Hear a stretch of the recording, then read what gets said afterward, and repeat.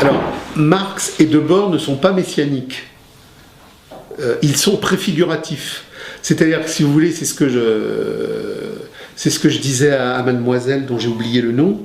Le capital, disent les groupes radicaux qui, dans les années 30, avec Bordiga, avec Bilan, ont posé la matrice du capital, dit le capital ne fait pas la critique de l'économie politique. Le livre de Marx, Le Capital, n'est pas la biologie du capital, c'est sa nécrologie.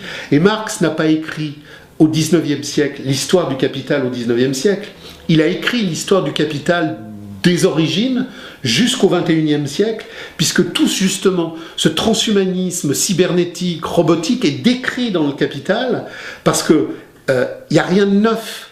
Si vous voulez, il n'y a pas d'accident de l'histoire. Tout ce qui se passe est une nécessité déterministe, irréfragable, tout était contenu. Je dis souvent, la dictature mondiale du gouvernement de Wall Street, elle est contenue dans le premier troc de la révolution néolithique. Ce que nous ont appris Hegel et Marx, c'est qu'il y a un arc historique où tout se tient, et que les gens qui parlent de hasard ou de contingence sont des gens qui n'ont pas le fil du temps de la nécessité. Donc les gens regardent de manière chaotique, à travers une perception chaotique, et ils disent « Ah ben ça aurait pu aller là, oh ben ça aurait pu aller là ». Non, tout se tient dans une marche irrépressible, et dans cette marche irrépressible, la première chose à comprendre, c'est que ce sont les hommes qui font l'histoire, parce que l'histoire fait les hommes, mais les hommes font l'histoire chaque fois que l'histoire permet un saut qualitatif radical. Autrement dit, les révolutions du passé, je prends la Commune de Paris souvent, les révolutions du passé n'ont pas échoué parce qu'il leur manquait un sens organisationnel. Les révolutions du passé ont échoué parce que ces révolutions ont eu lieu dans un temps où le capital était en pleine croissance et en plein développement. Marx dit, dans une formulation extrêmement importante, « Jamais un mode de production ne s'invalide tant qu'il n'a pas développé en lui toutes les forces productives de son aliénation. » C'est-à-dire que le moment où a lieu une révolution, c'est le moment où les rapports de production de l'aliénation ne peuvent plus contenir la dialectique des forces productives. La révolution en Angleterre au XVIIe siècle, la révolution en France en 1789, c'est pas des hasards ministériels, c'est tout un système d'ancien régime qui, depuis le Moyen-Âge, est gangrené par le fisc, l'argent, la bourgeoisie, et qui ne correspond plus au temps nouveau. Et donc, il bascule. Donc, si vous voulez, aujourd'hui, ce qu'il faut comprendre, c'est que les gens sont encore attachés à la politique, les gens sont encore attachés à la nation. Mais la nation, la politique, ne sont que des formes historiques transitoires qui ont permis à la bourgeoisie de liquider les anciens régimes, et dès lors que la modernité du capital est arrivée, elle liquide ces formes-là. Prenez la nation.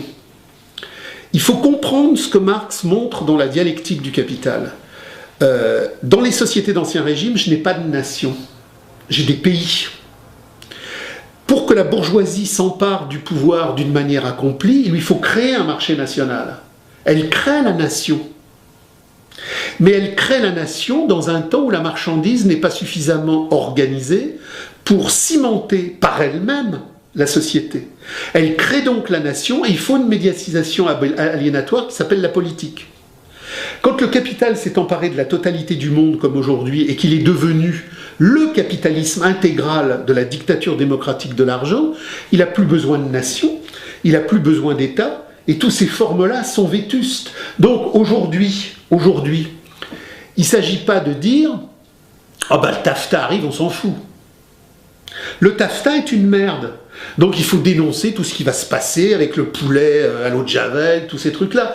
Mais croire qu'on va empêcher le taffetas, non. Ce que dit Marx et ce que dit Debord, c'est qu'on est arrivé à un point où on détruit tout, où on ne change rien. Vous avez aujourd'hui des groupes qui veulent restaurer la nation, qui veulent redonner du sens à la politique. Ce sont des nostalgies. Je prends souvent l'exemple de la Restauration, Louis XVIII en France, 1815. Après Waterloo, l'Empire s'écroule. Quand vous prenez vos manuels d'histoire, on vous dit Louis XVIII restaure la monarchie. Il n'a pas restauré la monarchie. Il reprend les débris de l'Empire, il crée une charte, puisqu'il ne veut pas du mot constitution, et l'évolution foncière des biens nationaux, ben, il ne revient pas dessus. Parce qu'on ne peut jamais revenir sur quelque chose. L'histoire ne repasse pas les plats. C'est fini.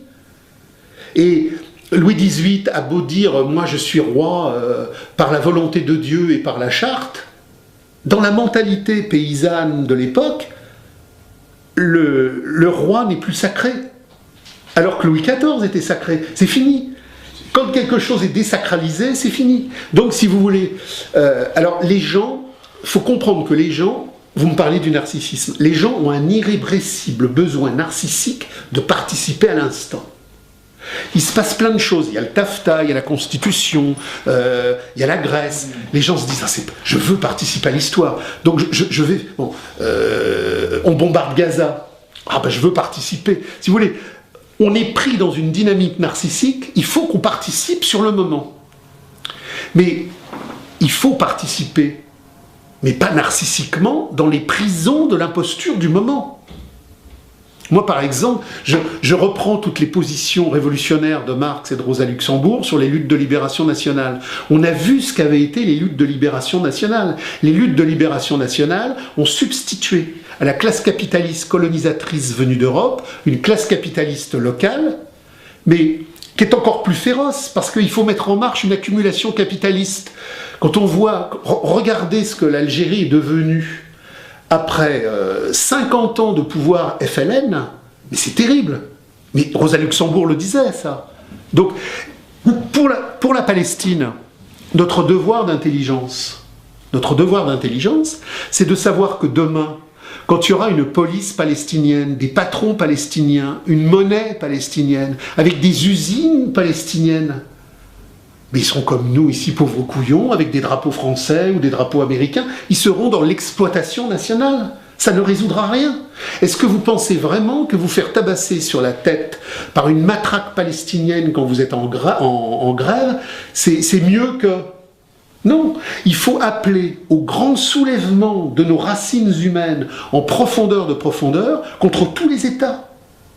Et aujourd'hui, la grande fracture arrive. Ce qui se passe en Grèce, c'est le tout début, c'est les podromes d'une grande dévastation. Ce fameux krach bancaire et financier dont Marx n'a pas cessé de parler dans le livre 3 du Capital, il est en train d'arriver. Tout à l'heure, nous parlions du crédit. Le capital est en surproduction généralisée depuis 20 ans. Il a mis en marge des milliards de dollars fictifs pour écouler une surproduction qui n'est pas écoulable.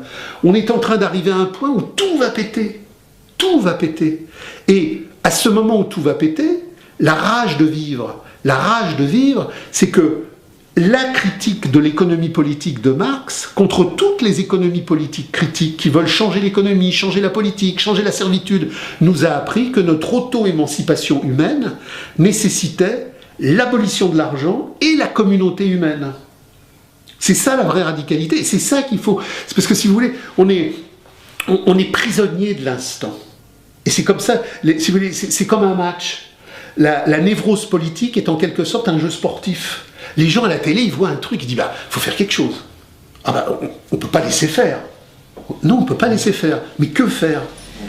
Aménager la servitude dans la compromission à tous les esclavages nouveaux qu'on est en train de nous préparer? Regardez Syriza. C'est fantastique, Syriza. Il y avait sûrement des gens qui disaient oh bah, il faut voter Syriza, il n'y a plus que Syriza.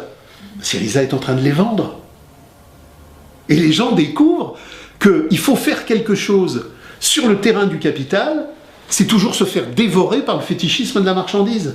Donc, moi, je dis aux gens que je rencontre, soyons des jalons de conscience, communiquons, faisons passer le fil du temps, réapproprions-nous notre histoire, et sachant que quand la grande fracture va arriver, le seul mot d'ordre, c'est l'émancipation humaine contre tous les partis, contre tous les syndicats, pour recréer les conditions d'une véritable vie humaine.